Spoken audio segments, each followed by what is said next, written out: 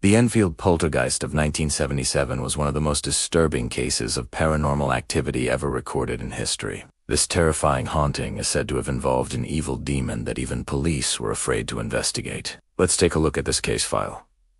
October 1977, London, England. 14-year-old Janet Hodgson lived with her family at 297 Green Lane in the Enfield district of North London. Her mother, Peggy, had recently separated from her father, and she now lived with her two younger brothers, Martin and David, as well as their grandmother, Dorothy, a former school caretaker.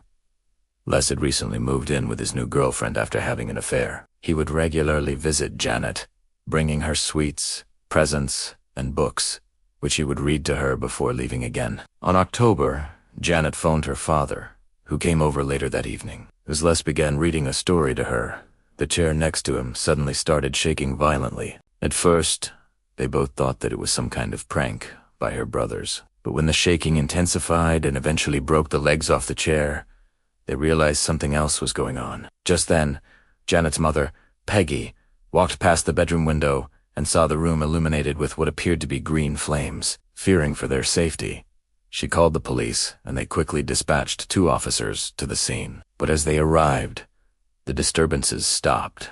Over the following days, paranormal events continued to plague the household, and the family contacted local priest, Father Ralph, for help. On November, Les returned home to find the front door wide open and the house in complete disarray. Books were strewn across the floor, furniture was overturned, and ornaments had been smashed. After Les called the police again, they discovered more evidence of a haunting. One officer spotted a book floating above the stairs. It was later found face down on the sofa. Another reported seeing a dark shadow with no distinct shape standing at the bottom of the bed. They also witnessed objects moving around the room and heard disembodied voices. The officers were so unnerved that they called for backup, and 2 more units were dispatched. As the night wore on, the paranormal activity escalated further, and the officers began experiencing strange phenomena themselves. One of the first officers on the scene, Constable Bugden, was struck by a sudden bolt of pain in his chest. Then the officers all started hearing the sound of footsteps,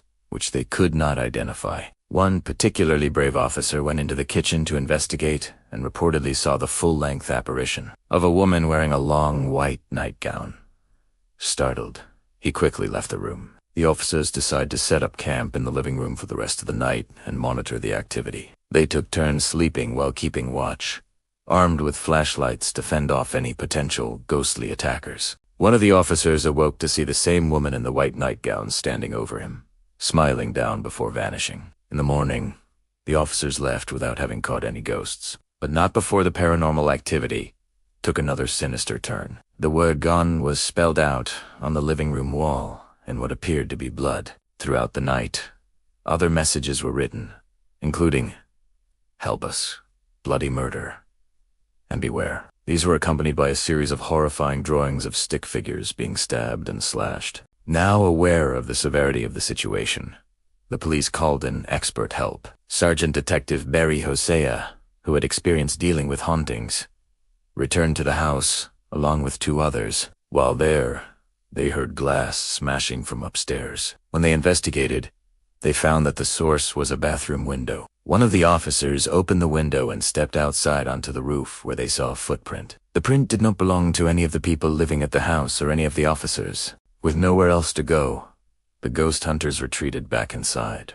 That's when the ghostly voice said, "Get out," causing the 3 men to flee the premises in terror. The press quickly caught wind of the story, and soon the media descended upon the town of Enfield, dubbing it the Enfield Poltergeist. Soon after, paranormal investigators Guy Playfair and Trevor H. Jones arrived at the house. They brought with them a sophisticated electronic voice recorder known as an EVP. One day, while investigating, Playfair entered the girl's bedroom and asked if there was anyone there who wanted to communicate with him. In response, a voice said, "Yes." Playfair continued asking questions, and the voice answered, "B-E-N-O-Q." He wrote it down and looked at Jones, who confirmed that it meant I-N-B-E-N-O-Q.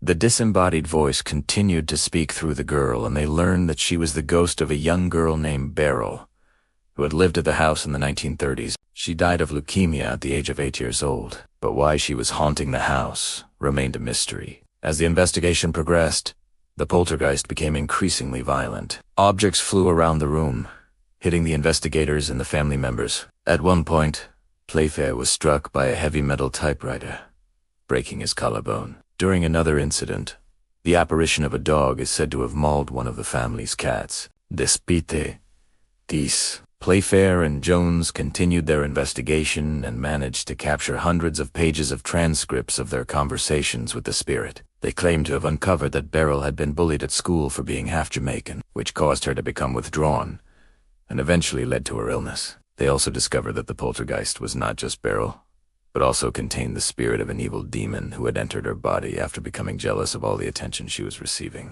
According to Playfair and Jones, the demon was using Beryl as a vessel to lash out against those who had hurt her, hence the poltergeist's violent behavior. But not everyone believed that the haunting was over. Some believed that the entity simply switched victims and began tormenting 14-year-old Janet. The ghost hunters successfully banished the spirits from the house, and peace returned to the family until one day they received a phone call from the police. They informed them that the home had once again been the site of paranormal activity. Upon returning, they found that the walls were covered in new graffiti, including the words "Beware" and "Bloody Murder," and a drawing of a man hanging from a tree. The disembodied voice also returned and could be heard saying, "Help me, I'm scared." The ghost hunters used an electromagnetic field reader and discovered that the energy signature matched that of Beryl. This suggested that the girl had returned to finish what she had started. Once again, the only way to protect the family was to perform a banishing ritual, and after saying several prayers, the paranormal activity ceased. Years later, Janet revealed that the hauntings had taken a terrible toll on her mental health, and she had been placed in a psychiatric hospital. In 1989, she married a man named Ray, and they moved away from the area. To this day, she still lives in fear that the demon will come for her. The Enfield Poltergeist case remains unsolved to this day. Many believe that the true haunting occurred in 1979, and that the paranormal investigators simply made up the rest. This theory is supported by the fact that some of the incidents were seemingly staged, such as when an officer investigating the case stepped outside to investigate a noise and was photographed with the imprint of his foot in the soft earth. There are also many photos of the paranormal investigators and the Hodson family during the hauntings, which show that they were completely calm despite the terrifying circumstances. Some skeptics also claim that the girl's father, Les, orchestrated the entire event to gain attention and sympathy. This is because he had been struggling financially and was looking for a way out of his failing marriage. By creating a media circus, he may have hoped to make enough money to start a new life elsewhere. What do you think? Let me know your thoughts in the comments below.